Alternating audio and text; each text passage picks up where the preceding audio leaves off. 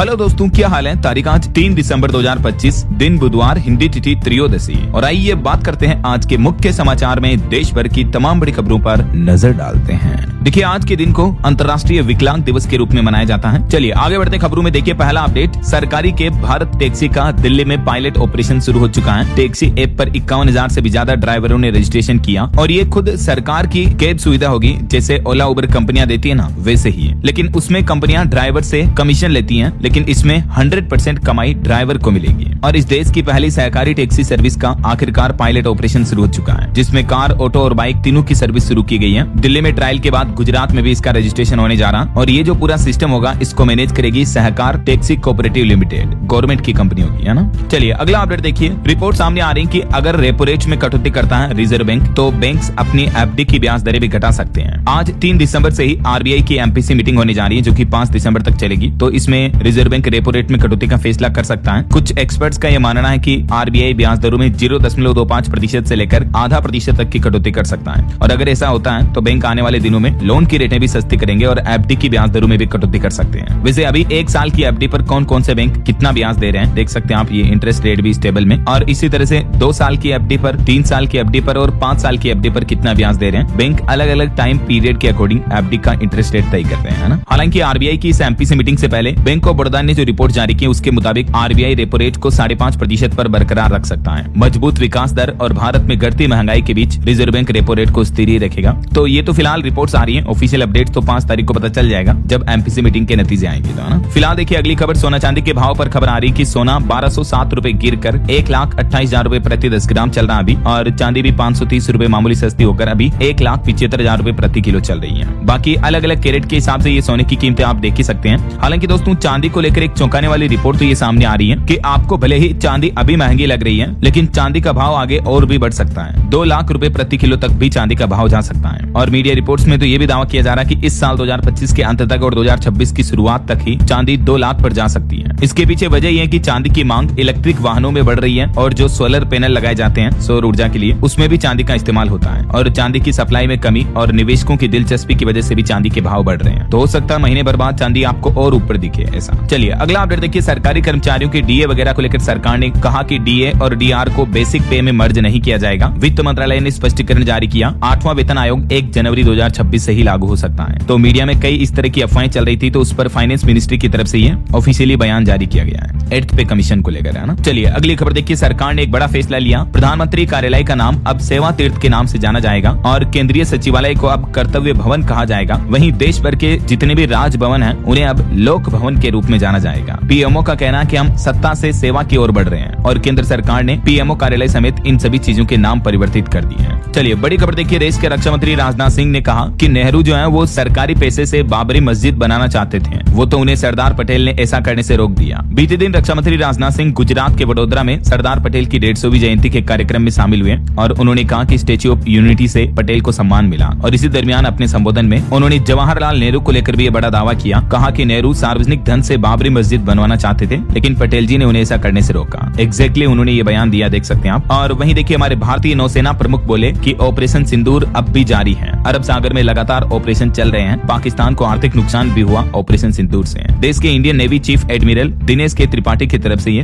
बयान दिया गया। और वहीं खबर देखिए, संसद के शीतकालीन सत्र में चुनाव सुधारों को लेकर भी लोकसभा में 9 दिसंबर को चर्चा होगी। सरकार ने एसआईआर पर बहस के लिए भी अड़े विपक्ष को मनाया और इससे एक दिन पहले 8 दिसंबर को वंदे मातरम मुद्दे पर भी चर्चा होगी सदन में। और खबर देखिए, सरकार का कहना है कि भारत और यूरोपीय यूनियन व्यापार समझौते के बाद ही इलेक्ट्रिक कार निर्माण योजना को गति मिलेगी। वहीं भारत के फॉरेक्स रिजर्व पर भी आरबीआई ने डेटा जारी किया। विदेशी मुद्रा भंडार में 10.9 अरब डॉलर की कमी हुई और देश का चालू खाता घाटा घटकर 1.3% पर आ गया। खुद रिजर्व बैंक की तरफ से ये जानकारी दी गई। वहीं भारतीय रुपये और अमेरिकी डॉलर पर भी खबर आ रही कि डॉलर के मुकाबले और कितना टूटेगा रुपया। अभी 1 डॉलर की कीमत 90 रुपए के करीब पहुंच चुकी है। रुपये की वैल्यू ने यह नया ऑल टाइम लो बनाया। और खबर देखिए दोस्तों, सरकार ने आंकड़े जारी किए। अटल पेंशन योजना ने 8.25 करोड़ से भी ज्यादा के नामांकन पार किए। महिलाओं की भागीदारी 48% रही है। APY को लेकर वित्त मंत्रालय ने सदन में ये रिपोर्ट जारी की। और वहीं सरकार का प्लान है GST फ्रॉड पर रोक लगाने की तैयारी कर रही है गवर्नमेंट। GSTR 3B फाइलिंग अगले वित्त वर्ष 2026 से पूरी तरह से ऑटोमेटिक होगा, यानी इस फॉर्म में सेल्स टैक्स डिटेल की मैनुअल एडिटिंग पर रोक लगाई जाएगी। मीडिया रिपोर्ट्स आ रही है कि सरकार टैक्स फ्रॉड पर रोक लगाने के लिए अगले साल 2026 से ही ये बड़ा बदलाव करने जा रही है ऐसा। और वहीं आपको पता होगा कल रूस के राष्ट्रपति व्लादिमीर पुतिन भी भारत दौरे पर आ रहे हैं। 4 और 5 दिसंबर को वो भारत दौरे पर रहेंगे। और पुतिन के भारत दौरे से पहले देखिए आप कुछ बड़े अपडेट। मॉस्को और नई दिल्ली भारत का निर्यात बढ़ाने के लिए काम कर रहे हैं। अमेरिकी टैरिफ पर भी रूस ने अमेरिका को 2 टूक जवाब दिया। और एक रूसी राजनयिक का भी कहना है कि भारत और रूस के बीच हमारा आपसी व्यापार 63 अरब डॉलर से बढ़ाकर 2030 तक 100 अरब डॉलर तक ले जाने का प्रयास करेंगे। दिमित्री पेस्कोव का यह कहना, जो कि एक रूसी राजनयिक है। और एक खबर आ रही है कि पुतिन की भारत यात्रा से पहले सबसे बड़ी डील की तैयारी भी की जा रही है। भारत से रक्षा समझौते को मंजूरी पर आज रूसी संसद भवन में भी मतदान होगा, यानी रूस के संसद सदन में भारत के साथ इस डिफेंस डील को लेकर आज वोटिंग होनी है। पुतिन के दौरे से पहले मंजूरी मिलेगी और इस डील के तहत एक दूसरे के सैन्य ठिकानों का इस्तेमाल कर सकेंगे भारत और रशिया। और वहीं पुतिन दौरे के दौरान भी कुछ बड़े समझौते हो सकते हैं, जैसे S-400 missile, Sukhoi 57 fighter jet, परमाणु ऊर्जा, आतंकवाद समेत कई एजेंडों पर बातचीत होगी, समझौते होंगे पुतिन के भारत दौरे पर। और देखिए न्यूज 18 के सवाल पर भी रूस ने पाकिस्तान को बड़ी चेतावनी दी और कहा कि अगर मुनीर ने कुछ गलत किया तो परिणाम भुगतना होगा। और वहीं देखिए खबर, रूस के राष्ट्रपति पुतिन बोले कि भारत पर हमसे तेल न खरीदने का दबाव बनाया जा रहा, अमेरिका ये प्रेशर बना रहा। तो पुतिन ने कहा कि पीएम मोदी से मैं ट्रेड बढ़ाने पर भी बातचीत करूंगा। और यूक्रेन युद्ध को लेकर भी यूरोपीय देशों पर बरसे पुतिन। भारत दौरे से पहले उन्होंने कहा कि पीएम मोदी के साथ रूस यूक्रेन युद्ध को लेकर भी वो महत्वपूर्ण बातचीत करेंगे। और वहीं इधर हमारे भारत में भी पुतिन के दौरे से पहले राजधानी दिल्ली में हाई अलर्ट घोषित कर दिया है। दिल्ली की सुरक्षा भी बढ़ाई गई, क्योंकि हाल ही में दिल्ली में जो ब्लास्ट की घटना हुई थी, तो उसके बाद अब सुरक्षा व्यवस्थाएं और भी ज्यादा मजबूत कर दी गई है। चलिए दोस्तों अगली खबर देखिए, आम आदमी को एक और बड़ी राहत मिल सकती है। रिपोर्ट्स आ रही कि अभी तो और दिखेगा GST रेट कट का फायदा।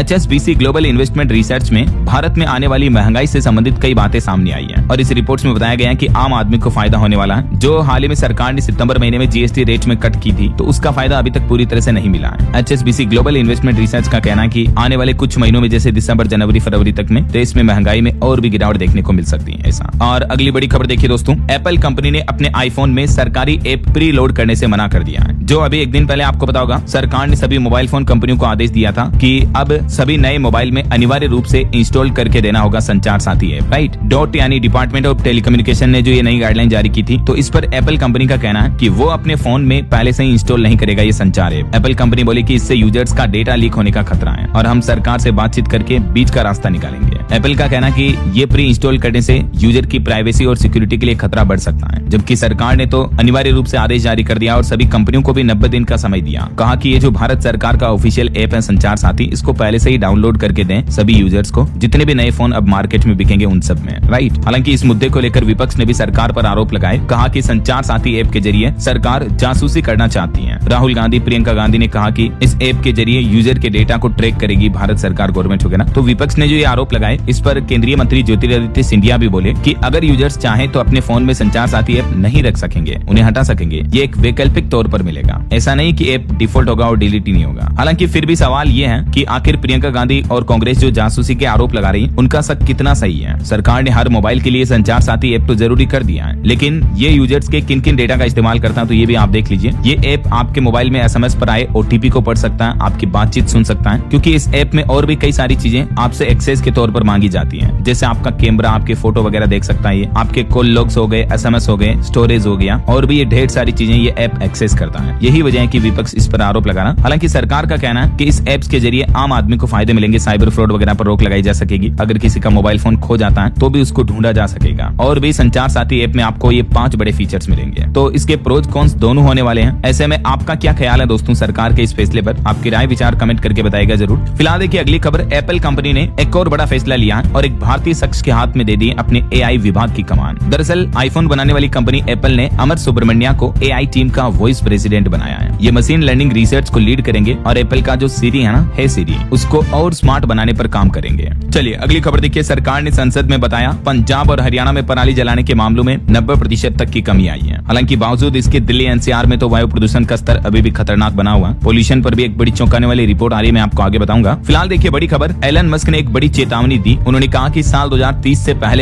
दुनिया में एक बड़ा परमाणु युद्ध होगा और उनके इस सोशल मीडिया पोस्ट के बाद पूरे इंटरनेट पर सनसनी सी छा गई। खुद उन्होंने ट्विटर ट्विटर पर ये लिखा कि अगले 5 से 10 सालों में परमाणु युद्ध होने की संभावना बहुत तेज बनी हुई है। क्रोक AI ने भी बताया कि मस्क पहले भी ताइवान, यूक्रेन और यूरोप में संघर्ष की चेतावनी देते रहे हैं। और वहीं H1B वीजा मामले में भी भारतीय लोगों के समर्थन में उतरे एलन मस्क। उन्होंने अमेरिका को भी चेतावनी दी और कहा कि वीजा कार्यक्रम को बंद करना अमेरिका के लिए बेहद हानिकारक होगा, खास करके जब उनकी कंपनियों को भी कुशल विशेषज्ञ ढूंढने में मुश्किल हो रही है। चलिए अगली खबर देखिए। एक चौंकाने वाली रिपोर्ट सामने आ रही है कि NSE की 52% कंपनियों में 10% से भी कम महिला कर्मचारी हैं। दावा किया जा रहा है कि वर्कफोर्स में महिला कर्मचारियों की भागीदारी की रफ्तार काफी धीमी है। जो नेशनल स्टॉक एक्सचेंज पर लिस्टेड जितनी भी कंपनियां ना, उनमें 10% से भी ज्यादा कम फीमेल वर्कर्स हैं। और ये रिपोर्ट्स वाकई में आज भी हमारे देश में जेंडर असमानता को दर्शाती है। और वहीं खबर देखिए, राजस्थान में लागू हुए नए ई पंजीयन के नियम, दस्तावेज रजिस्ट्रेशन अब पूरी तरह से डिजिटल होने जा रहा। राजस्थान सरकार की तरफ से इन पंजीयन को पारदर्शी बनाने के लिए ये नए नियम लागू किए हैं। अब ई पंजीयन पोर्टल पर ई फाइलिंग, ई मैसेजिंग, ई वेरिफिकेशन और ई सर्च जैसी सुविधाएं उपलब्ध होगी। अधिकांश प्रक्रियाएं ऑनलाइन होगी, जिससे भीड़ और भ्रष्टाचार दोनों में कमी आएगी। चलिए अगली बड़ी खबर देखिए। CID इंटेलिजेंस ने बड़ी कार्रवाई की और भारतीय सेना की गोपनीय सूचनाएं भेजने वाले एक पाकिस्तानी एजेंट को गिरफ्तार किया। पंजाब का रहने वाला है ये आरोपी। वहीं देखिए, PM मोदी से मिले राजस्थान के मुख्यमंत्री भजनलाल शर्मा भी जयपुर में होने वाले प्रवासी राजस्थानी सम्मेलन का निमंत्रण भी दिया। इस वर्ष यह सम्मेलन पहली बार आयोजित किया जाएगा। और अगली बड़ी खबर देखिए, सरकारी कर्मचारियों को बड़ा झटका लगने जा रहा। अब यूनिफाइड पेंशन स्कीम यानी UPS का विकल्प बंद हो चुका है। तो कर्मचारी जो अब NPS में है और अगर बाहर निकलना चाहते हैं तो अभी उनके पास फिलहाल कोई ऑप्शन नहीं है, क्योंकि मीडिया रिपोर्ट्स के मुताबिक सरकार ने UPS में स्विच करने के लिए डेडलाइन बढ़ाने का कोई फैसला नहीं लिया है। इसकी अंतिम तारीख 30 नवंबर थी और अब ये समय सीमा खत्म हो चुकी है। चलिए खबर देखिए, अब 7 समंदर पार भी आप कर सकेंगे डिजिटल पेमेंट UPI के जरिए। RBI यानी भारतीय रिजर्व बैंक ने पेश किया एक नया सिस्टम। दरअसल रिजर्व पे ने हाल ही में RBI से नया क्रॉस बॉर्डर पेमेंट लाइसेंस हासिल कर लिया है, जो कि ग्लोबल लेवल पर पैसे भेजने और लेने के लिए काफी भरोसेमंद प्लेटफॉर्म बनेगा। अब 130 से भी ज्यादा करेंसी में आप पेमेंट कर पाएंगे और इससे हमारे देश में छोटे बिजनेस के लिए फॉरेन ट्रेड करना और भी आसान होगा ना। और खबर देखिए, ब्रह्मोस बनाने वाली टीम के इंजीनियर निशांत अग्रवाल को कोर्ट ने बरी कर दिया। इन पर ISI के लिए जासूसी करने का आरोप था। 1 साल पहले उम्र कैद की सजा भी सुनाई थी, लेकिन फिलहाल बॉम्बे हाईकोर्ट ने इन्हें आरोपों से बरी कर दिया है। और खबर देखिए, 200 साल बाद 19 साल के महेश ने रचा इतिहास। उत्तर प्रदेश काशी में 2000 मंत्रों का दंड क्रम पारायण पूरा किया। वेद मूर्ति बनने वाले देश के दूसरे व्यक्ति बने हैं ये। मात्र 19 साल की उम्र में देवव्रत महेश रेखे ने ये इतिहास रच दिया है। और खबर देखिए दोस्तों, बीते दिन एक बड़ी घटना हो गई। चेन्नई मेट्रो में तकनीकी खराबी के चलते ये मेट्रो टनल में ही फंस गई। कोच में भी 10 मिनट तक तकरीबन अंधेरा रहा। यात्री 500 मीटर पैदल चलकर बाहर निकले। हालांकि गनीमत रही कि किसी तरह की कोई जनहानि नहीं हुई। और वहीं खबर है, उत्तराखंड के नैनीताल में बन भूलपुरा अतिक्रमण मामले पर सुप्रीम कोर्ट में सुनवाई टली और अभी सुप्रीम कोर्ट ने 10 दिसंबर अगली तारीख तय की है। इस मामले को लेकर उत्तराखंड के हल्द्वानी में हाई अलर्ट जारी किया। 400 जवान सुरक्षा के लिए भी तैनात किए गए हैं। यहाँ रेलवे भूमि अतिक्रमण मामले को लेकर सुप्रीम कोर्ट में सुनवाई होनी है ना। और सुप्रीम कोर्ट ने कर्नाटक के पूर्व मुख्यमंत्री येदियुरप्पा के खिलाफ भी पोक्सो मामले में ट्रायल पर रोक लगाई। वहीं किसान आंदोलन पर बड़ी खबर आ रही है। पंजाब में किसानों ने रेल रोकने का ऐलान किया। 19 जिलों में 26 जगहों पर पटरियों पर बैठेंगे किसान भाई लोग। 5 तारीख को 2 घंटे तक प्रदर्शन करेंगे। हाईवे नहीं रोकेंगे, इस बार रेलवे रोकेंगे। शंभू खनौरी बॉर्डर पर आंदोलन करने वाले किसान मजदूर मोर्चा KMM ने 5 दिसंबर को पंजाब में कई जगहों पर रेलवे ट्रैक जाम करने का ऐलान कर दिया है। KMM के संयोजक का कहना है कि पूरे प्रदेश में 26 जगहों पर ट्रेनें रोकी जाएगी और ये प्रदर्शन दोपहर 1 बजे से लेकर 3 बजे तक 2 घंटे तक किया जाएगा। किसानों की मांग है MSP गारंटी कानून समेत जो अन्य किसान भाई लोगों की मांगे हैं उनको पूरा करे पंजाब और केंद्र सरकार। ऐसा ये पंजाब के 19 जिलों में 26 जगहों पर इन जगहों पर रेलवे ट्रैक जाम करेंगे किसान भाई लोग, है ना। किसानों की तरफ से ये लिस्ट भी जारी की गई। और इससे पहले आपको पता होगा मध्य प्रदेश राज्य में भी किसानों ने आंदोलन किया था, लेकिन MP में तो 15 घंटे बाद किसानों का आंदोलन स्थगित हो पाया। MP के धार कलेक्टर ने मुख्यमंत्री और PM तक किसानों की मांगे पहुंचाने का आश्वासन दिया, तब जाकर किसान भाई लोग माने। चलिए खबर आ रही है, उत्तराखंड के देहरादून में IMA में 13 दिसंबर को पासिंग आउट परेड होगी। 5 तारीख को SEC विंग की ग्रेजुएशन सेरेमनी होगी और इस दौरान देश को मिलेंगे कई युवा सैन्य अफसर भी। 13 तारीख को होने वाली इस परेड की तैयारियां भी तेज हो गई हैं। और वहीं अगली बड़ी अच्छी खबर देखिए, भारत की एक नई उपलब्धि। 800 किलोमीटर प्रति घंटा की रफ्तार पर भी अब फाइटर जेट के पायलटों की सुरक्षा पक्की हुई। DRDO ने यह नया कारनामा कर दिखाया है। जी हाँ, चंडीगढ़ में DRDO को यह बड़ी उपलब्धि मिली। फाइटर एस्केप सिस्टम का सफल परीक्षण कर लिया है। और जैसा कि आप नाम से ही समझ पा रहे होंगे, फाइटर एस्केप सिस्टम मतलब 800 किलोमीटर प्रति घंटा की रफ्तार से भी हवा में जब फाइटर जेट उड़ रहा होगा उस दरमियान भी पायलट की जान आसानी से बच सकेगी। यानी हादसे के दौरान पायलट खुद को फाइटर जेट से एग्जिट कर पाएंगे, एस्केप कर पाएंगे। और सबसे अच्छी बात यह कि ये पायलट को बचाने वाली स्वदेशी एस्केप सिस्टम की टेस्टिंग की गई, मेड इन इंडिया तकनीक है। इस तरह से क्रैशिंग के दौरान पायलट जो जो है वो फाइटर जेट से एग्जिट कर जाएगा ना। हाल ही में आपको पता होगा हमारे भारत का तेजस विमान दुबई एयर शो के दौरान क्रैश हो गया था। चलिए अगली खबर आ रही है। हरियाणा में जो इस नंबर की गाड़ी वाली नंबर प्लेट की बोली लगी थी 1,17,00,000 में, तो वो नीलामी अब दोबारा होगी, क्योंकि जिस शख्स ने ये नीलामी लगाई थी उसने रकम नहीं चुकाई, तो ये नीलामी कैंसिल हो चुकी है। और वहीं खबर देखिए दोस्तों,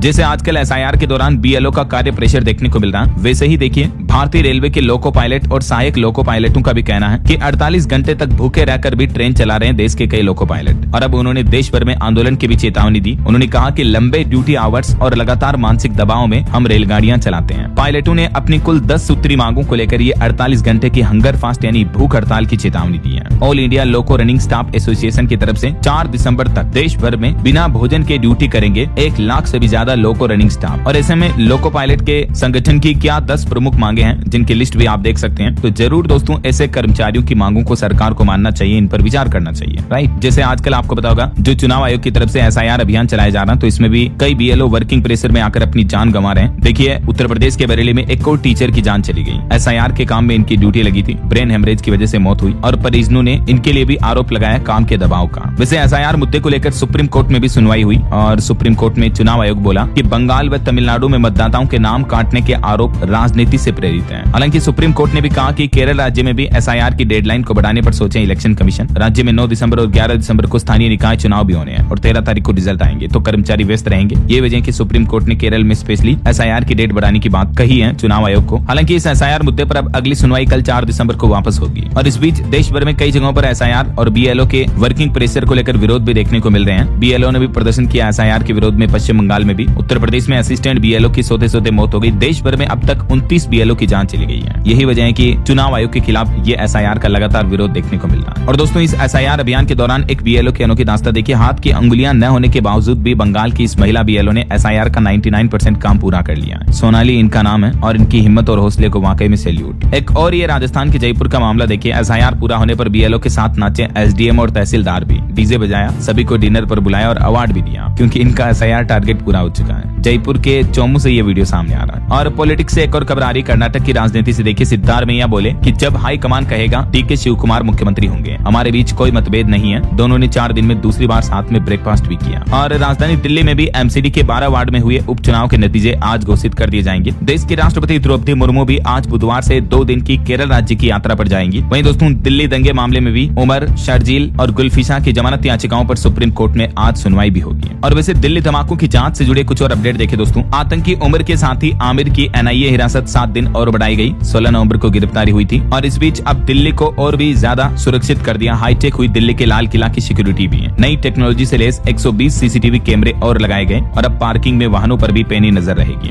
दिल्ली के लाल किला के पास हुए आतंकी हमले के बाद अब क्योंकि अगले महीने जनवरी में गणतंत्र दिवस भी आ रहा, तो इससे पहले लाल किले की सुरक्षा भी बढ़ा दी गई है। सैकड़ों CCTV कैमरे भी और लगाए गए हैं। और कल पुतिन आ रहे हैं, रूसी राष्ट्रपति, तो उनकी यात्रा को लेकर भी सुरक्षा व्यवस्थाएं और मजबूत की गई है। वहीं आतंकी गतिविधि पर एक और बड़ी खबर आ रही देखिए। ISI जासूस को टेलीग्राम और व्हाट्सएप पर मिली थी ट्रेनिंग। पाकिस्तान से बॉर्डर पर मंगवाता था ड्रग। ऑपरेशन सिंदूर के बाद अपनी रणनीति भी बदली। राजस्थान के श्रीगंगानगर से ये एक और पाकिस्तानी जासूस प्रकाश सिंह उर्फ बादल को गिरफ्तार किया गया जांच एजेंसियों द्वारा। वैसे राजस्थान में भी बीते दिन राजसमंद में विस्फोटक से भरा एक और बड़ा ट्रक पकड़ा गया। डेटोनेटर और जिलेटिन की छड़ें मिली। 2 लोगों को गिरफ्तार भी कर लिया। ऐसे में एक सबसे बड़ा सवाल ये पैदा होता है दोस्तों कि क्या दिल्ली के बाद राजस्थान में भी बड़े हमले की तैयारी थी, क्योंकि विस्फोटक इतना भारी मात्रा में था, पूरी पिकअप वैन भरी हुई थी। अधिकारियों का तो ये कहना है कि अगर इसमें ब्लास्ट हो जाता तो 10 किलोमीटर तक का आसपास का एरिया जो है ना वो इसकी चपेट में आता। इतनी भारी मात्रा में विस्फोटक बरामद हुआ है। ये राजस्थान के राजसमंद से। और वहीं खबर है दोस्तों उत्तर प्रदेश में आजम और मौलाना तोकीर के करीबियों के अवैध बारात घर पर भी बुलडोजर चलाया गया। महिलाओं और बच्चों को आगे कर कार्रवाई रोकने की कोशिश की, लेकिन प्रशासन ने समाजवादी पार्टी के नेता के घर ये बुलडोजर की कार्रवाई की है। और खेल समाचार से खबर आ रही है। विराट कोहली 15 साल बाद विजय हजारे ट्रॉफी खेलेंगे। DDCA को फोन करके जानकारी दी। 24 दिसंबर से ये टूर्नामेंट शुरू होगा। तो बहरहाल अभी तो अपन कुछ और महत्वपूर्ण और काम की खबरें देखेंगे दोस्तों, लेकिन फिलहाल वक्त तो चला है आज के ताजा मौसम समाचार जानने का।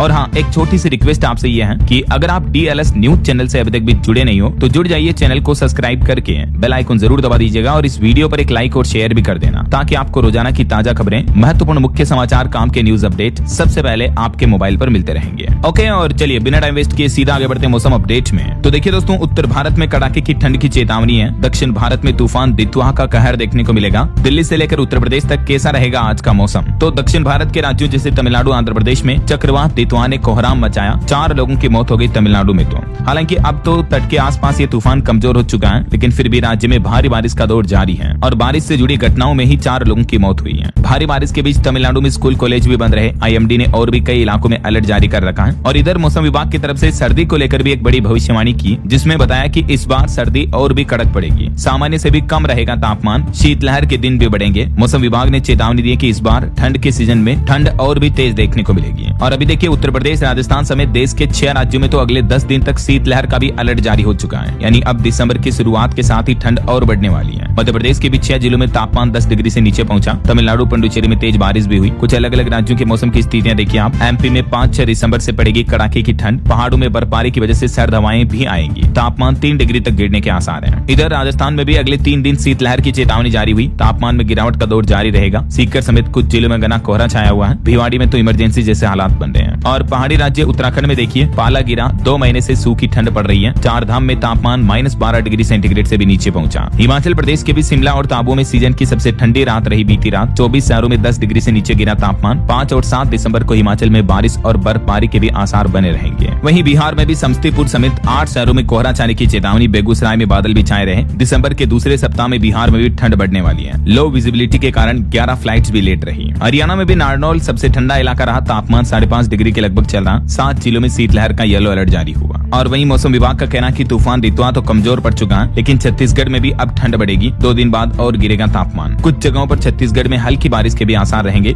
दक्षिणी जिलों में। हालांकि चक्रवात रितुआ के चलते चेन्नई में मूसलाधार बारिश देखने को मिली। स्कूल कॉलेज बंद रहे। कई सारी फ्लाइट की उड़ानें भी रद्द की गई। बाकी और भी दोस्तों अगले 24 घंटों के दौरान देश भर में मौसम की संभावित गतिविधियां क्या रह सकती हैं, जिसकी जानकारी आप देख सकते हैं स्क्रीन पर। दक्षिणी भारत के कुछ राज्यों में बारिश वगैरह की चेतावनी है। ओके, और चलिए दोस्तों मौसम के बाद अब अपन आगे बढ़ते हैं। कुछ मार्केट अपडेट्स पर नजर डाल लेते हैं। देखिए बीते दिन भारतीय शेयर बाजार में बड़ी गिरावट देखने को मिली। सेंसेक्स 503 अंक गिरकर 85,138 पर बंद हुआ। निफ्टी भी 143 अंक लूटका। मीडिया, बैंकिंग, रियल्टी शेयर्स में ज्यादा बिकवाली देखने को मिली। वहीं खबर है स्विगी बेचने जा रही है 10,000 करोड़ के शेयर। अगले सप्ताह इंस्टीट्यूशनल इन्वेस्टर्स को शेयर बेचेगी कंपनी। और वहीं देखिए शेयर बाजार से नाराज हुआ आम आदमी। बीते 2 महीने में 25,000 करोड़ से ज्यादा की निकासी देखने को मिली है। भारतीय स्टॉक मार्केट से आम निवेशकों ने बिकवाली करना शुरू कर दिया है। वहीं बीते दिन सरकार ने जो बैंक ऑफ महाराष्ट्र में इश्यू निकाला OFS, उसमें निवेशकों की होड़ देखने को मिली। 400% तक सब्सक्राइब हो चुका है। और आज 3 दिसंबर को आम निवेशक भी इसमें बोली लगा पाएंगे। और निवेशकों के लिए एक और अपडेट है। विद्या बायर्स का IPO भी आज 3 दिसंबर को खुलेगा। और ई-कॉमर्स कंपनी मीशो का भी IPO आज 3 तारीख को खुलेगा। चलिए कुछ अंतर्राष्ट्रीय खबरों पर भी नजर डाल लेते हैं। देखिए आप, पाकिस्तान के लिए भारत ने इंसानियत के नाते एयर स्पेस खोला, जिसके जरिए पाकिस्तान ने श्रीलंका में मदद पहुंचाई। जम्मू पहलगाम हमले के समय इसको बंद कर दिया था, आपको पता होगा। तो पाकिस्तान ने भारत के इस एयर स्पेस खोलने के मुद्दे पर भी झूठ बोला और कहा कि भारत ने खोला नहीं, जबकि भारत के विदेश मंत्रालय का कहना है कि 4 घंटे के अंदर अंदर ये मंजूरी दी गई। पाकिस्तान फर्जी दावे करना बंद करो। और पाकिस्तान की नापाक हरकत तो देखिए जरा। पाकिस्तान ने जो श्रीलंका में राहत सामग्री पहुंचाई वो भी एक्सपायर्ड थी। उसकी तारीख भी एक्सपायर्ड खाने पीने की चीजों की, जो सामग्री श्रीलंका के बाढ़ पीड़ितों के लिए पहुंचाई गई। पाकिस्तान द्वारा भेजे गए ये फूड पैकेट की तस्वीरें भी सोशल मीडिया पर वायरल हो रही है, जिस पर एक्सपायरी डेट अक्टूबर 2024 लिखी हुई है। देखिए जरा। और पाकिस्तान से एक रिपोर्ट सामने आ रही है कि 200% तक बढ़े पाकिस्तान में एड्स के मामले भी। बीते 1 साल में 48,000 नए केस देखने को मिले हैं। और वहीं खबर देखिए, रूसी राष्ट्रपति व्लादिमीर पुतिन बोले कि अगर यूरोप युद्ध चाहता है तो रूस भी तैयार है। हम पूरी ताकत से जवाब देंगे। उनकी ऐसी हार होगी कि कोई नहीं बचेगा। वहीं देखिए कनाडा में भी खालिस्तान समर्थकों ने भारत विरोधी नारे लगाए। PM मोदी रक्षा मंत्री राजनाथ सिंह के पुतले बनाकर लिखा कि हिंदू टेररिस्ट। हाथों में इनके पाकिस्तानी झंडे भी थे। और मौत की अफवाहों के बीच पाकिस्तान के पूर्व PM इमरान खान से मिली उनकी बहन। कहा कि उन्हें जेल में मेंटल टॉर्चर किया जा रहा और इसके लिए आर्मी चीफ मुनीर जिम्मेदार है। तो ये कुछ अंतर्राष्ट्रीय माहौल चल रहा है। चलिए आगे बढ़ते हैं खबरों में। देखिए बीते दिन भी एक बस अग्निकांड की बड़ी घटना हो गई दोस्तों। उत्तर प्रदेश के बलरामपुर में एक ट्रक की टक्कर से बस में आग लग गई और हादसे में 3 लोगों की जिंदा जलकर मौत हो गई। सब इतनी बुरी तरीके से जल गए कि इनकी पहचान भी नहीं हो सकी। बाकी के यात्रियों को शीशा तोड़कर बाहर निकाला गया। यात्री कूद गए। 24 लोग और झुलस भी गए। यूपी के बलरामपुर में ये बड़ी बस अग्निकांड की घटना देखने को मिली। आपको पता होगा इस साल कई बसों में आग लगने की घटनाएं देखने को मिली है। इस साल तो क्या बीते महीने भर के अंदर अंदर ही, राइट, जो कि बड़ी चिंता की बात है। और वहीं दोस्तों देश की राजधानी दिल्ली में प्रदूषण पर भी एक रिपोर्ट आ रही है कि दिल्ली की आबो हवा में घुट रहा दम। बेहद खराब श्रेणी में चल रही है हवा। 16 निगरानी केंद्रों में वायु की गुणवत्ता काफी गंभीर है। और इस प्रदूषण से लोगों की सेहत को कितना नुकसान पहुंच रहा है। देखिए साइलेंट किलर की तरह है ये वायु प्रदूषण, जो कि हमारे शरीर में ब्रेन, हार्ट, लंग्स सभी अंगों के लिए काफी खतरनाक होती है ये जहरीली हवा। वैसे बीता दिन जो था 2 दिसंबर का, इस दिन हर साल नेशनल पोल्यूशन कंट्रोल डे के रूप में भी मनाया जाता है। और इस मौके पर देखिए आप ये AQI के अलग अलग आंकड़ों का मतलब क्या होता है। राजधानी में जो AQI 200-300 से ऊपर चलता है, जो कि स्वास्थ्य के लिए बहुत ही खतरनाक है। इमरजेंसी जैसी स्थितियां बनी हुई है। दिल्ली में जो लोग रहते हैं ना, वो सिर्फ सांस लेते कहते हैं इससे भी उनको इतना नुकसान हो रहा है कि रोजाना मानो 14 सिगरेट पी रहे हो, इतना उनके फेफड़ों को नुकसान हो रहा है। वैज्ञानिकों की नई रिपोर्ट में चौंकाने वाला खुलासा सामने आ रहा है। चलिए अगली खबर देखिए दोस्तों। पार्लियामेंट में राज्यसभा में उठा आंगनबाड़ी रसोई आधुनिकीकरण का मुद्दा और वायु प्रदूषण पर भी चिंता जताई गई। और खबर है आधार कार्ड का नया मोबाइल ऐप इसी महीने लॉन्च किया जाएगा उदय की तरफ से, और प्री लॉन्चिंग में अब तक इसके 18 लाख से ज्यादा डाउनलोड भी हो चुके हैं। और वहीं दोस्तों एक चौंकाने वाली रिपोर्ट आ रही है कि एआई यानी आर्टिफिशियल इंटेलिजेंस की वजह से दुनिया में असमानता बढ़ सकती है, समाज में महाविभाजन लौटने का खतरा दिख रहा है। यूएन की तरफ से ये रिपोर्ट जारी की गई कि अगर सही नीतियां नहीं बनाई गई तो एआई दुनिया को जोड़ने के बजाय अमीर और गरीब देशों के बीच की खाई को और बढ़ा देगा। आर्टिफिशियल इंटेलिजेंस के ये साइड इफेक्ट्स देखने को मिल सकते हैं भविष्य में, ऐसा यूएन का कहना है। और वहीं खबर देखिए भारत के चीनी उत्पादन में 43% तक का उछाल आया। अब आईएसएमए ने एमएसपी व इथेनॉल मूल्य बढ़ाने की भी मांग की है। वहीं भारत के भगोड़े आर्थिक अपराधी विजय माल्या ने आरोप लगाया और सरकार द्वारा जारी आंकड़ों पर सवाल उठाए। उन्होंने कहा कि रिटायर्ड जज करें सरकार और बैंकों के दावों की जांच। और मुस्लिम महिलाओं के तलाक को लेकर देखिए सुप्रीम कोर्ट ने टिप्पणी की, कहा कि तलाकशुदा मुस्लिम महिलाओं की गरिमा सर्वोपरि है, तलाक के बाद भी महिलाओं के अधिकार खत्म नहीं होते हैं। और सरकार की तरफ से कुछ आंकड़े जारी किए गए। देखिए यूएपीए के तहत बीते 5 साल में 10,440 लोगों को गिरफ्तार किया गया। अकेले 2023 साल में ही 2900 लोग गिरफ्तार हुए और 118 लोगों को सजा भी हुई है। यूएपीए यानी आतंकवाद रोधी कानून के तहत इतने लोगों को गिरफ्तार किया है। और खबर है दोस्तों संसद के लोकसभा में 8 दिसंबर को वंदे मातरम पर भी चर्चा होगी। पीएम मोदी इसकी शुरुआत करेंगे। वंदे मातरम के 150 साल पूरे होने के मौके पर संसद में 10 घंटे का विशेष सत्र इसके लिए आयोजित किया जाएगा। और फिर उसके अगले दिन 9 दिसंबर को चुनाव सुधारों पर भी चर्चा होगी संसद में। और वहीं देखिए बड़ी खबर दोस्तों, कब सिरप से बच्चों की मौत के कांड के बाद अब केंद्र सरकार ने बढ़ाई सख्ती। देश भर की 700 से भी ज्यादा फार्मास्यूटिकल कंपनियों का गहन ऑडिट कर रही है अभी सरकार, और ये जानकारी भी राज्यसभा में लिखित में दी है सरकार ने। और हिमाचल प्रदेश में देखिए नेता विपक्ष जयराम ठाकुर बोले कि पीएम मोदी की 1500 करोड़ देने की घोषणा पत्थर की लकीर है। प्रधानमंत्री ने राहत पैकेज के रूप में ये घोषणा की है। और एक रिपोर्ट आ रही कि भारत का एनुअल कॉर्पोरेट टैक्स कलेक्शन बहुत अच्छी बढ़ोतरी में रहा है। बीते 4 सालों में 115% से भी ज्यादा बड़ा रिकॉर्ड उछाल देखने को मिला। वहीं देखिए किसानों को बड़ी राहत दी सरकार ने। फसल नुकसान की भरपाई के लिए आवेदन की तारीख 3 दिन और बढ़ा दी है। बिहार के किसानों के लिए राहत भरी खबर है। कृषि इनपुट अनुदान 2025 योजना के तहत आवेदन करने की अंतिम तारीख को बढ़ा दिया है। अब 5 दिसंबर तक किसान भाई लोग आवेदन कर पाएंगे। जिन किसानों की फसलों को बाढ़, सूखा, अत्यधिक बारिश वगैरह की वजह से जो नुकसान हुआ ना, उनको मुआवजा वगैरह दिया जाएगा इस योजना के तहत। इस ऑनलाइन पोर्टल के माध्यम से आवेदन कर सकते हैं किसान भाई लोग बिहार गवर्नमेंट के कृषि पोर्टल पर जाकर के। ये देख सकते हैं बिहार सरकार ने नोटिस भी जारी किया इसको लेकर। और एक बड़ी चिंताजनक रिपोर्ट आ रही कि देश भर में तेजी से बढ़ रही है न्यूरोलॉजिकल बीमारियां। हर तीसरा परिवार किसी न किसी मस्तिष्क रोग का शिकार है। WHO की हालिया global status report on neurology 2025 के मुताबिक पिछले 3 दशकों में मस्तिष्क के न्यूरॉन से संबंधित बीमारियां काफी ज्यादा बढ़ी हैं। और भारत में भी 30% परिवारों में कोई न कोई मस्तिष्क का रोगी है। जहां एक तरफ हृदय रोग, डायबिटीज, कैंसर वगैरह की बीमारियां बढ़ रही हैं, अब भारत में न्यूरोलॉजिकल बीमारियां भी एक गंभीर स्वास्थ्य संकट का रूप ले चुकी हैं। और राजधानी दिल्ली से एक बड़ी चौंकाने वाली रिपोर्ट आ रही दोस्तों कि दिल्ली में इसी साल 2025 में 13,000 से भी ज्यादा महिलाएं लापता हुई और पुरुषों की संख्या भी काफी ज्यादा है। कुल 21,000 से भी ज्यादा लोग लापता हुए दिल्ली में। 10% मिसिंग केस बढ़े हैं पिछले साल की तुलना में। और सरकार ने संसद में आंकड़े जारी किए कि देश में 811 लोगों पर सिर्फ एक डॉक्टर है। डॉक्टर और जनसंख्या का अनुपात काफी ज्यादा हैरान कर देने वाला है। देश में रजिस्टर्ड डॉक्टरों की संख्या काफी कम है ऐसा। और खबर देखिए भारतीय रिजर्व बैंक RBI ने SBI, HDFC बैंक और ICICI बैंक को लेकर एक बड़ा अपडेट जारी किया। दरअसल RBI के मुताबिक ये जो तीनों बैंक है ना दोस्तों, ये हमारे देश में DSIB का दर्जा रखते हैं। आसान भाषा में कहें दोस्तों तो DSIB का मतलब ये है कि ये बैंक सीधे सीधे देश की इकोनॉमी से जुड़े हैं। यानी इन बैंकों के डूबने से हमारे देश की अर्थव्यवस्था हिल जाएगी और इनका डूबना सरकार भी सहन नहीं कर सकती है। ये वजह कि इन्हें DSIB, जिसका फुल फॉर्म है डोमेस्टिक सिस्टमेटिक इम्पोर्टेंट बैंक, इसकी श्रेणी में दर्जा दे रखा RBI ने इन बैंकों को। अगर ये बैंक मुश्किल में पड़े तो पूरा देश का बैंकिंग सिस्टम हिल जाएगा, पूरे देश की इकोनॉमी पर बेड इफेक्ट पड़ेगा। इसलिए सरकार भी मुश्किल घड़ी में ऐसे बैंकों को सपोर्ट करती है।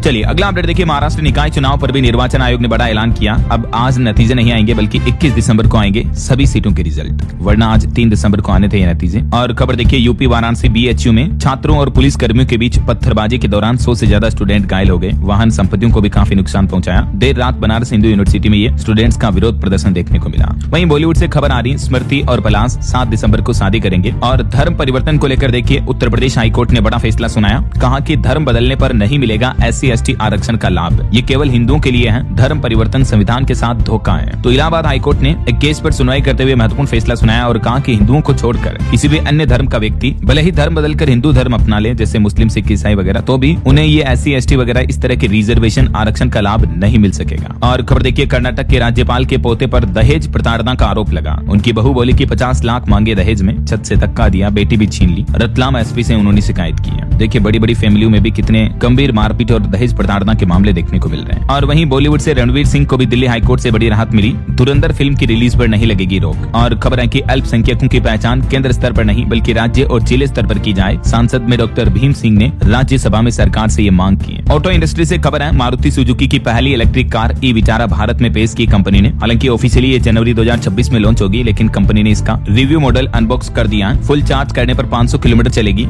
360 डिग्री कैमरा और ऑल व्हील ड्राइव ऑप्शन जैसे कई एडवांस फीचर्स भी मिलेंगे, है ना। और आपकी हेल्थ को लेकर एक चौंकाने वाली रिपोर्ट आ रही। देखिए, आपकी रोज 2.5 घंटे की एक्सरसाइज करने से 30% तक घट जाता है मौत का खतरा। लेकिन प्रदूषण जैसे हालातों में एक्सरसाइज के भी आधे फायदे ही मिलते हैं। लंदन की प्रतिष्ठित संस्था यूनिवर्सिटी कॉलेज लंदन UCL के वैज्ञानिकों ने ये चौंकाने वाला निष्कर्ष निकाला है कि रेगुलर एक्सरसाइज के बेनिफिट्स आधे ही रह जाते हैं अगर हम पोल्यूटेड एरिया में जहरीली हवा के संपर्क में लगातार रहते हैं तो। और खबर देखिए, सरकारी बैंकों में FDI लिमिट बढ़ाने के प्रस्ताव पर भी बड़ा अपडेट आया। वित्त राज्य मंत्री ने संसद में जवाब दिया और कहा कि सरकार फिलहाल 20% से बढ़ाकर FDI सीमा को 49% करने के किसी भी प्रस्ताव पर विचार नहीं कर रही है। FDI यानी फॉरेन डायरेक्ट इन्वेस्टमेंट, जो प्रत्यक्ष विदेशी निवेश है ना, वो सरकारी बैंकों में इतना नहीं बढ़ाया जाएगा, ये सरकार का कहना है। और देखिए खबर, हरियाणा में बच्चों की सुरक्षा के साथ खिलवाड़ किया जा रहा। प्राइवेट स्कूलों की हर 5वीं बस अनफिट पाई गई। 5000 से भी ज्यादा बसों के चालान काटे गए। जो स्कूलों में बच्चों को लाने ले जाने वाली बसें जो है वो सुरक्षा मानकों पर खरा नहीं उतर पा रही हैं। फिटनेस, GPS, अग्निशामक यंत्र जैसी कई कमियां मिली हैं बसों में।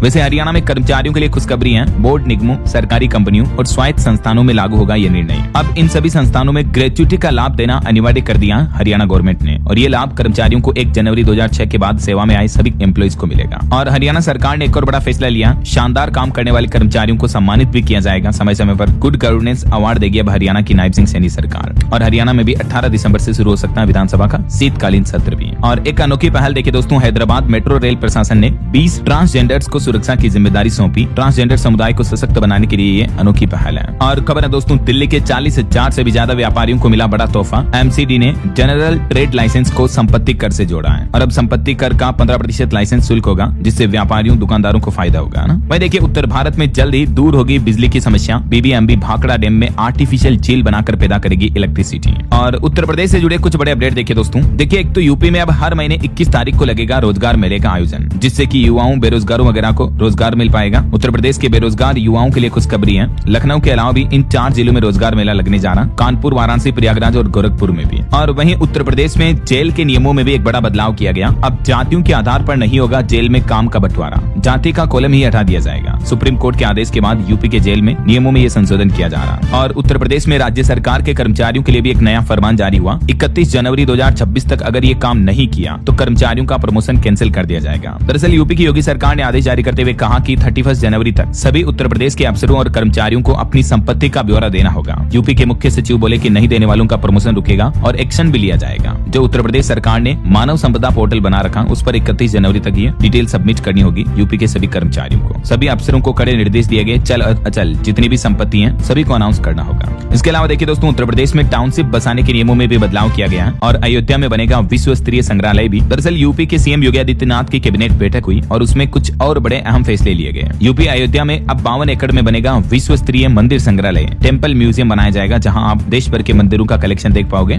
इसके अलावा यूपी गोरखपुर लिंक एक्सप्रेसवे के लिए भी 246 करोड़ के बजट की मंजूरी दी। और वहीं उत्तर प्रदेश में अब राष्ट्रीय और अंतर्राष्ट्रीय खेल व प्रशिक्षण भी ड्यूटी मानी जाएगी। यूपी लखनऊ के सिविल अस्पताल में HDU वार्ड भी बनेगा, गंभीर मरीजों को इलाज की सुविधा मिलेगी। और अयोध्या में ये विश्व स्तरीय मंदिर संग्रहालय के लिए 52 एकड़ जमीन भी दी जाएगी। कैबिनेट से इसको भी मंजूरी मिल चुकी है। और उत्तर प्रदेश में अब 12.5 एकड़ में भी टाउनशिप बन सकेगी। जो रिहायशी कॉलोनियां बनाई जाती है ना, उसके लिए जमीन की अनिवार्यता जो पहले 25 एकड़ थी उसको घटाकर 12.5 एकड़ ही कर दिया है। और वहीं यूपी में 2026 साल की छुट्टियों का कैलेंडर भी जारी कर दिया है। 24 दिनों तक रहेंगे सार्वजनिक अवकाश। और उत्तर प्रदेश में समाज कल्याण विभाग ने स्कॉलरशिप यानी छात्रवृत्ति की योजना का नियम भी बदल दिया है। अब केवल अभिभावक का ही आय प्रमाण पत्र अनिवार्य होगा। छात्रों को अपने पिता या गार्जियंस का ये इनकम सर्टिफिकेट देना पड़ेगा। पहले छात्र स्वयं का आय प्रमाण पत्र इस्तेमाल कर रहे थे, तो वो अब नहीं देना होगा ना। उत्तर प्रदेश में छात्रवृत्ति को लेकर, स्कॉलरशिप फॉर्म को लेकर ये बड़ा अपडेट सामने आया। और वहीं खबर है, दिल्ली मेरठ एक्सप्रेसवे पर भी वाहन चालकों को मिलेगी जाम से राहत। पीक आवर्स में बंद रहेगा ये एग्जिट पॉइंट भी है। प्रशासन ने ये फैसला लिया है। चलिए दोस्तों आगे बढ़ते खबरों में देखिए आप, देश के राजमार्गों पर सुरक्षा बढ़ाने के लिए NHAI और जियो मिलकर शुरू करेंगे टेलीकॉम आधारित अलर्ट सिस्टम। वहीं सरकार ने रिपोर्ट में बताया कि PM E-ड्राइव स्कीम के तहत 1634 करोड़ रुपए से भी ज्यादा की सब्सिडी वितरित की गई। ग्रामीण विकास मंत्रालय आज नई दिल्ली में राष्ट्रीय भूस्थानिक ज्ञान आधारित भूमि सर्वेक्षण नक्शा परियोजना पर राष्ट्रीय सम्मेलन आयोजित करेगा। और देखिए इसरो प्रमुख ने भारत के पहले निजी नेविगेशन केंद्र ACEN का भी शुभारंभ किया। वहीं भारत 2025 से 2029 के कार्यकाल के लिए यूनेस्को के कार्यकारी बोर्ड में फिर से चुना गया। और कुछ स्टेट न्यूज अपडेट देख लेते हैं फटाफट से। देखिए राजस्थान सरकार ने भी फैसला लिया, राजभवन का नाम बदलकर लोक भवन कर दिया है और राजस्थान ये बदलाव करने वाला देश का 9वां राज्य बना। और केंद्र सरकार ने कहा कि राजस्थान की ERCP राष्ट्रीय परियोजना में शामिल नहीं है। इसके जरिए राजस्थान के 17 जिलों को पानी मिलेगा। वहीं देश भर में 1 लाख हनुमान चालीसा केंद्र खोलेंगे तोगड़िया। राजस्थान में अंतर्राष्ट्रीय हिंदू परिषद के अध्यक्ष ने यह बड़ी घोषणा की है। और मध्य प्रदेश में देखिए अनुपूरक बजट में सबसे अधिक बजट PM आवास का है। मोहन यादव सरकार ने बजट को लेकर ये आंकड़े जारी किए। और छत्तीसगढ़ में राशन कार्ड की EKYC करवाने की अंतिम तारीख 8 दिसंबर है। उत्तर प्रदेश में एडवोकेट प्रोटेक्शन एक्ट लागू करने की भी मांग की है वकीलों ने। प्रयागराज बार काउंसिल पर वकीलों का प्रदर्शन भी देखने को मिला। और खबर आ रही कि झारखंड में बिजली महंगी हो सकती है, 60% बढ़ोतरी का प्रस्ताव रखा है। चलिए कुछ एजुकेशनल अपडेट्स देखिए। झारखंड में 8वीं 9वीं और 11वीं की परीक्षाओं में बड़ा बदलाव किया गया। 2026 से नया परीक्षा पैटर्न लागू होगा, जिसके तहत ये परीक्षाएं भी अब मैट्रिक और इंटर की जैसे ही आयोजित की जाएगी। परीक्षाओं का संचालन अब चेक नहीं बल्कि झारखंड शैक्षिक अनुसंधान एवं प्रशिक्षण परिषद द्वारा किया जाएगा। और बिहार में देखिए सरकारी स्कूलों में भी बच्चों की अब ऑनलाइन हाजिरी लगेगी। टैबलेट के जरिए फेस की पहचान होगी। उत्तराखंड में पेपर लीक मामले में बॉबी पवार से भी पूछताछ की गई। सभी भर्ती घोटालों की CBI जांच की भी मांग की जा रही है। और युवाओं के लिए सरकारी नौकरी पर बड़ा अपडेट आ रहा है दोस्तों। SSC GD कांस्टेबल के 25,487 पदों पर भर्ती निकली है। 10वीं पास स्टूडेंट्स को भी मौका है। 1 दिसंबर से इसमें आवेदन शुरू हो चुके हैं ऑलरेडी। 31 दिसंबर लास्ट डेट रहेगी, तब तक आप अप्लाई कर सकते हैं। और CBSE ने भी स्कूलों को कुछ नए निर्देश भेजे हैं। बोर्ड परीक्षा से पहले इनका पालन करना भी जरूरी है। एग्जाम में मार्क्स अपलोड और प्रैक्टिकल परीक्षा को लेकर CBSE की तरफ से गाइडलाइन जारी की गई है। ओके, और चलिए दोस्तों अंत में आज के राशिफल पर नजर डाल लेते हैं। देखिए सिंह राशि वालों का अगर पैसा फंसा हुआ तो आज मिल सकता है। तुला राशि वालों को प्रॉपर्टी की डील में भी फायदा होगा। बाकी और भी कुछ अलग अलग राशियों का राशिफल आप देख सकते हैं स्क्रीन पर। और हाँ दोस्तों, आप मुझे कमेंट करके बताइए कि आप कौन से राज्य में रहते हैं और कौन से राज्य से वीडियो देख रहे हैं। कमेंट में लिखिए ताकि मैं आपके राज्य सरकार की सरकारी योजनाओं की जानकारी भी आपके मोबाइल तक पहुंचा दूंगा। बाकी इस वीडियो को लाइक और शेयर करना, DLS न्यूज चैनल को सब्सक्राइब करके बेल आइकन जरूर दबा देना रोजाना ऐसी इन्फॉर्मेटिव जानकारियां, महत्वपूर्ण समाचार देखते रहने के लिए। ओके, ख्याल रखिएगा अपने आप का, अपने परिवार का। मिलेंगे अगले नेक्स्ट अपडेट में, तब तक के लिए जय हिंद, जय भारत, वंदे मातरम।